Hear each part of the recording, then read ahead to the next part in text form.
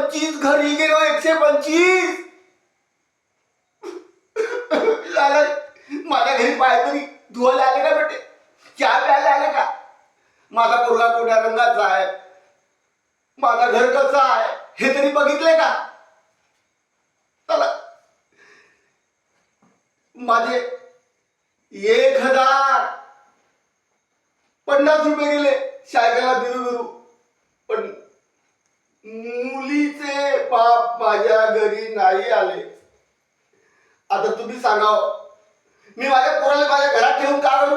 त्यापेक्षा निघूनच टाकतो. तुम्हीच लग्न करा, तुम्हीच काय करा ते करून घ्या. पण मी माझ्या घरी असे पाहुणे जर आले असते ना, मानपान केलो असतो, सुपारीची खाण तर दिलो असतो. सारे सुपारीची खाणे नाही खाल्ले, चाई नाही पेले, आणि उलट तिकडे गोष्टी करते गावात जाऊन. पोरगा कसा आहे, त्याचा खानदान कसा आहे माहिती घ्यायला वेळ भेटते त्या माणसाले.